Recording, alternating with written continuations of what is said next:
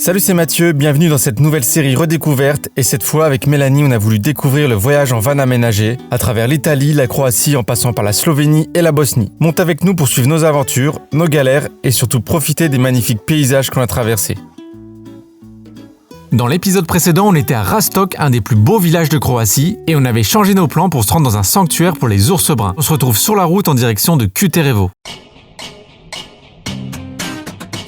On s'enfonce dans la campagne croate, loin de toute grande ville, des plaines et des collines à perte de vue, et au moins quand on s'arrête, on est tranquille. On s'est trouvé des copines pour manger et un copain aussi. Comme d'habitude, on ne manque pas d'échanger avec la population locale, et après une courte pause pour manger, on reprend la route pour le sanctuaire. On vient de s'arrêter dans un car wash pour vider l'eau grise parce que là où on a dormi cette nuit, on ne pouvait pas vider. Et du coup, vu qu'il y a un égout dans les car wash, c'était idéal. Alors à peine arrivé, j'ouvre la trappe, là il y a quelqu'un qui arrive pour me dire ah non, faut pas vider ici. Mais en fait, il pensait que c'était les toilettes. Petite astuce, les car wash pour vider l'eau grise, pas mal. Juste pas les toilettes évidemment. Là, c'est juste l'eau de notre douche et de la vaisselle. Ouais, là ça commençait un peu à sentir dans le van l'eau grise. Ça, on est ok. Voilà, au moins notre réservoir d'eau grise est vide et celui d'eau claire est plein. On avait pris le soin de le remplir en partant de Rastok. Et on arrive à Kuterevo pour rencontrer les ours du sanctuaire.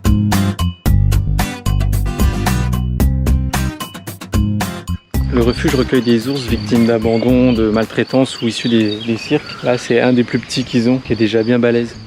Au moment de notre visite, on compte 9 ours dispersés dans 3 enclos. 2 proviennent de zoos, tandis que les autres ont été retrouvés blessés, perdus ou abandonnés lorsqu'ils étaient oursons. Il faut savoir que la chasse de l'ours est toujours autorisée en Croatie, bien qu'il soit protégé. Sur 1 millier d'individus, les chasseurs peuvent en abattre 12% chaque année. Cette chasse au trophée laisse parfois derrière elle des ours blessés suite à un tir ou des portées d'oursons orphelins, trop jeunes pour survivre par leurs propres moyens.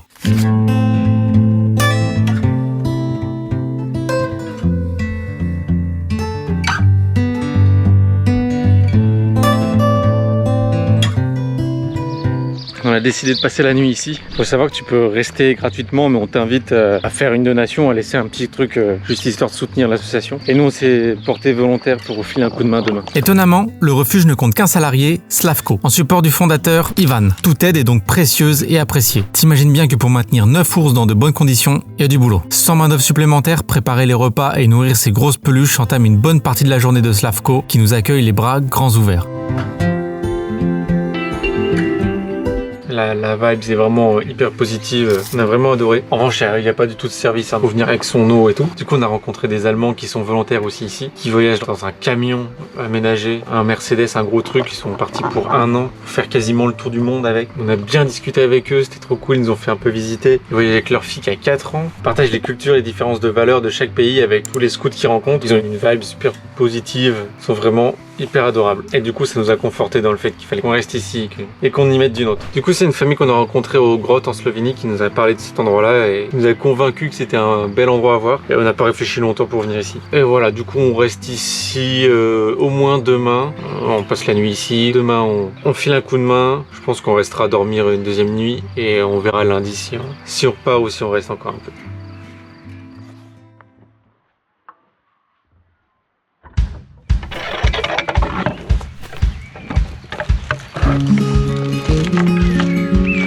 Il y a pire comme endroit pour se réveiller. Là on est bien. De ce côté t'as la vallée. Là t'as quelques maisons avec le refuge derrière. Là il y a nos voisins scouts. On va prendre un petit déj et on va prendre notre mission de bénévolat. On a été invité à prendre le petit déj avec les autres volontaires. Du coup maintenant on attend nos missions. Là on est dans la salle de petit déjeuner et de dîner. Enfin, on est dans la salle de repas là, on attend notre mission. On est avec des Irlandais aussi qui vont aller bricoler un petit peu par là. Et voilà, on va voir ce qu'on va pouvoir faire. Donc ma mission du jour, ça va être de nettoyer le poulailler. Mélanie, vu qu'elle a dit qu'elle était infirmière, forcément elle fait le tri des médicaments. Une grosse mission pour elle, après elle va devoir faire à manger pour nous. Je sens qu'on est presque 8 personnes je crois. Donc je suis content, il y a des oies, des canards, des poules, parti au travail.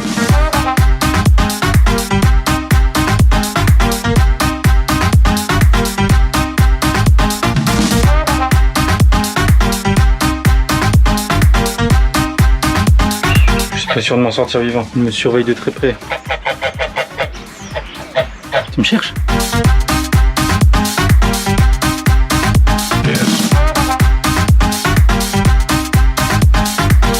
Voilà, le poulailler est clean, il reste plus qu'à y mettre de la paille.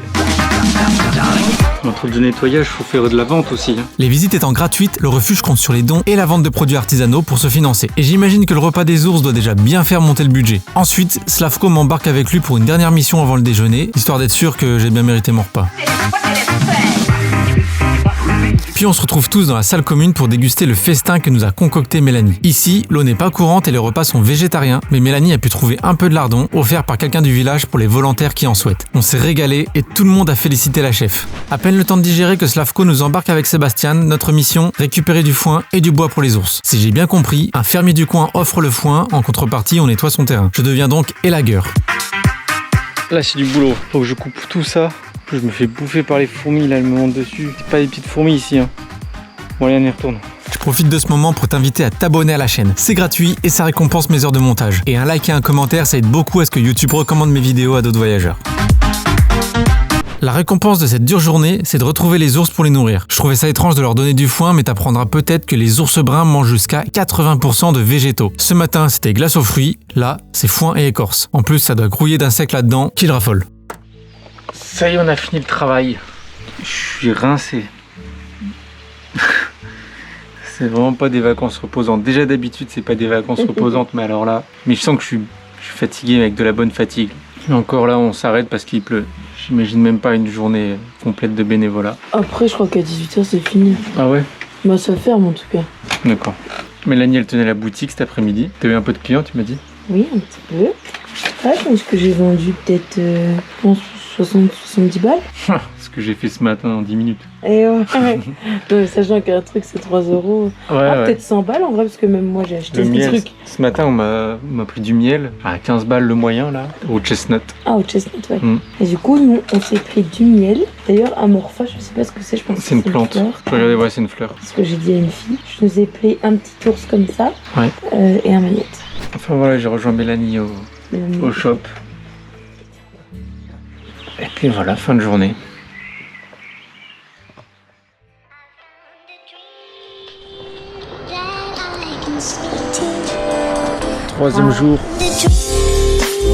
Troisième jour au sanctuaire et deuxième jour de bénévolat.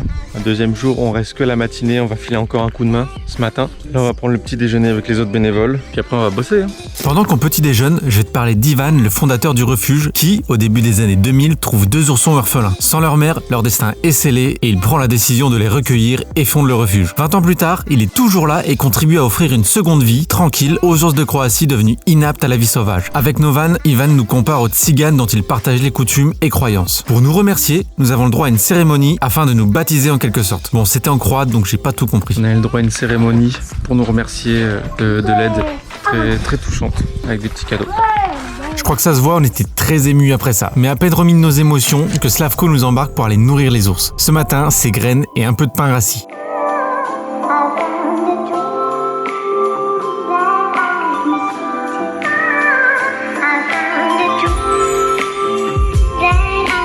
Après ça, on dit au revoir à Clara, Annalena et Sébastien, nos amis scouts qui reprennent leur long périple, à la rencontre des scouts du monde. Rendez-vous sur Instagram pour voir où ils en sont.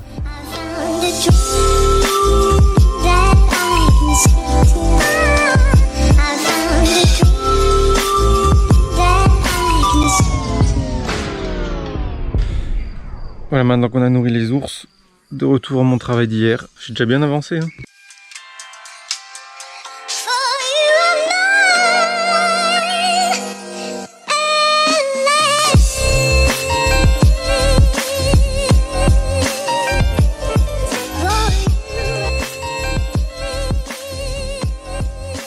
Bon, il pleut donc le boulot dehors c'est fini. J'ai rejoint Mélanie qui tenait le shop ce matin et puis là qui a commencé à faire manger pour... Bon, on sera que 4 je crois parce que les Allemands... Que 3 peut-être même. Ah ouais, peut-être que 3. Parce que les Allemands et les Irlandais sont partis. Donc il n'y a plus que nous comme volontaires. Elle nous prépare des bonnes lasagnes là, végétariennes. Voilà, comme ça on va partager un dernier bon repas avec nos hôtes. Me voici commis de cuisine de Mélanie pour ce dernier repas au refuge. C'est aussi notre dernier moment avec Slavko et Ivan. On aurait vraiment aimé rester pour aider plus longtemps, mais nos congés ne sont hélas pas illimités.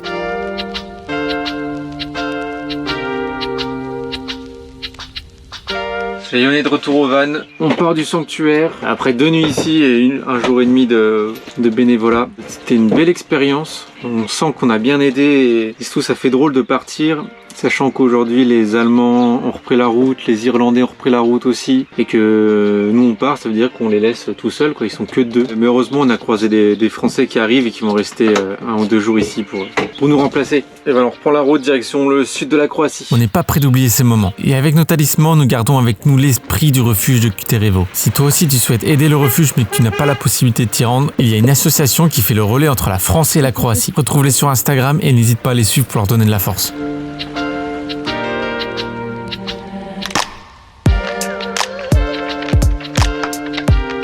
De nouveau sur la route, on roule une bonne partie de l'après-midi vers le sud de la Croatie. Comme ça, on pourra remonter tout le pays par la côte, surtout qu'à partir de là, le beau temps ne nous quittera plus.